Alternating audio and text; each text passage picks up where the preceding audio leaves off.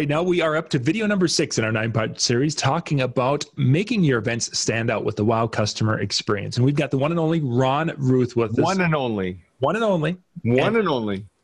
Thank Ron, goodness. It's time to talk about one of the big components of creating is gathering information and doing this in a semi-intentional way.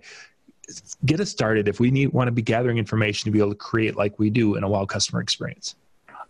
One of the best ways is through an old forgotten art, because nowadays everybody can put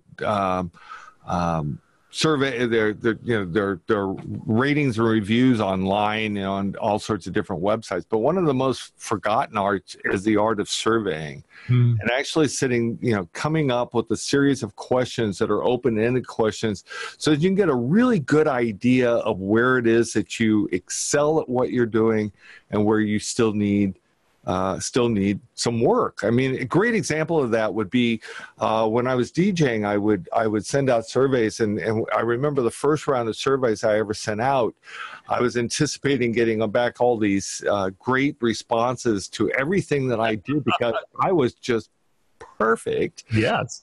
What I discovered was that surprisingly, I didn't get such high marks in my performance. I mean, I didn't get low marks, but I was getting good marks in performance, but I wasn't getting the very best. Where I got my very best marks was in my detail, my eye to detail, in the planning process and those sort of things.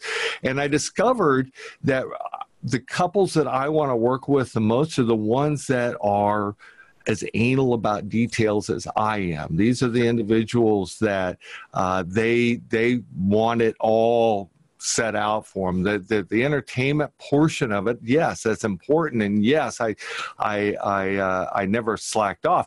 But when I was out selling my services, I would emphasize more on the customer experience of, I'm going to make sure that everything goes, not only is it going to be well planned, but I'm going to make sure that everything goes exactly as we had it planned. So you have nothing to worry about. And of course, in the wedding industry, the last thing a bride wants is worry. Another great example, a way to get information is bring together some of your past couples or clients, whatever business you're in. Bring together some people. Don't be specific. Don't try to pick ones that you think are all going to say good things. Just bring in a group of people, maybe of 8 past customers and clients, and sit down and ask them the questions about their experience with you, and listen to the interaction that takes place between them. And that will also give you some idea whether or not you need to be making some improvements in areas of your business that would have otherwise gone unnoticed. Here's what happens. You may say, well, if they're not saying anything about these areas of my business, then it must not be that bad. Well, yeah, but it's kind of like a wound that you don't take care of. Eventually, it's going to get infected, and it's going to get worse, and you can get, all sorts of problems are going to take place. Same thing's true with the services you provide. They may not be saying something about a part of your service that is in need of attention today, but over time, it could get worse. And then last but not least is again, go back to the feedback that you're seeing online and look at it carefully. Don't just, if a customer is not giving you good reviews, use that. Don't let it simmer in you and, they don't know what they're talking about.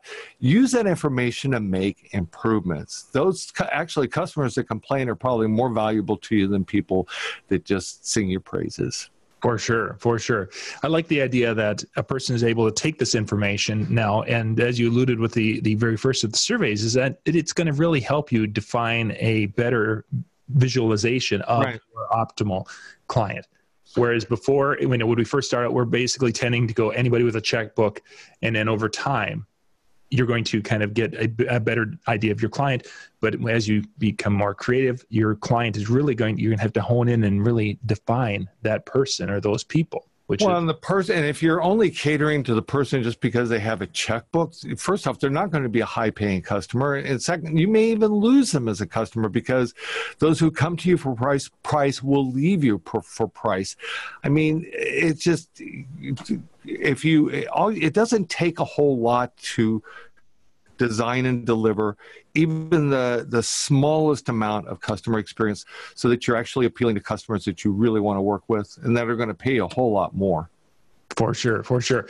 We are working our way through a 9-part series. You're talking about making your events stand out with the wow customer experience with Ron Ruth. We're going to be jumping to video number 7 next. If you're just joining us and this is your first video, you can go down into the description. There's a link in the playlist for the playlist down there. If you're watching the playlist, video number 7 will be starting in just one moment.